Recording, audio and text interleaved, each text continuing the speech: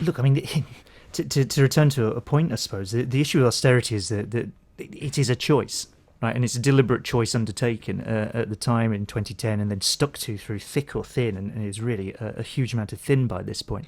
That you can see the choice. You can see the choice where you say, well, we had all this debt, so we had to try and pay it off, and that's presented as the case. Then at the same time, you have an extraordinary amount of tax cuts for corporation tax, for capital gains taxes, totaling about £110 billion by the end of this parliament. So the choice is fairly clear at that point. The choice is to say, well, we're going to argue about the need to repay this debt as rapidly as possible. Actually, we're just going to cut a load of corporation tax and cost a great deal of money on the official forecasts at the same time. So it's not simply that we had to do these things. There was a choice to do these things. And it's the nature of that choice and the way it plays out that I and lots of other people find so unsettling. I mean, if you talk about council cuts and what has happened, it is not the case that every single council has suddenly got the same amounts of cuts and they all have to deal with it. Like some of the poorest councils in the country, Knowsley is one of them. Knowsley has been one of the worst affected by this. It has had bigger cuts than some of the richest parts of the country. Now, fairly basically, that isn't fair, right? It isn't fair to say some of the most deprived areas in the country, you will have the really big cut,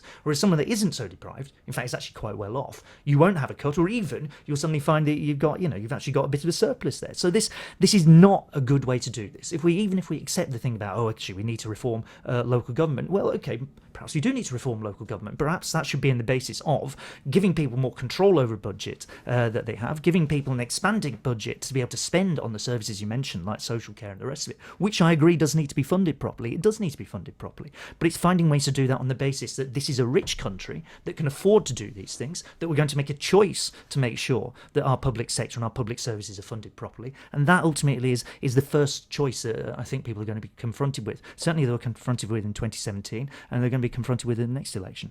And specifically the debt question. What's your answer to the debt question? Well, the debt question, if you take the 2008, 2009 into 2010, this very big expansion of the deficit, the rise in the debt and all the rest of it, the reason that happens is because you have a massive recession. You have a massive recession, and quite correctly, this is the right thing to do. Quite correctly, the government continued to spend because that's what keeps the economy ticking over. That's what sets a floor in the recession, and that means you're borrowing money to make that happen. Now, if you have a massive recession, which is driven by a fall in spending in the private sector, that is the driver of the recession in 2008-9. The idea that government then turns up and says, hey, we're going to cut our spending as well, only makes the recession worse. That if you want to guarantee a slow recovery, and it's been a particularly slow and very strange so-called recovery out of this crash, then government lurching off and immediately cutting in the way that it did, I think is the worst way to do that. If you want to seriously reform the economy, if you want to seriously get into some of the changes here, we need to get out of what we created over the last few years, building on some of the worst features of British capitalism in the last 40 years, is a low-wage, low-investment, low-productivity economy. We do not have much investment. We do have low wages for far too many people in insecure work, and we do have strikingly, dramatically low productivity, and that is the real driver of any future growth. Now, if you're going to address that, you don't start by saying, let's do austerity, let's try and correct the economy around this thing, whilst incidentally cutting corporation taxes in particular. You say, how are we going to deliver the investment? How are we going to restructure the economy? How are we going to shake out some of the bad practices we've seen in the City of London and our financial system in general? How are we going to get to deliver for people on the ground rather than,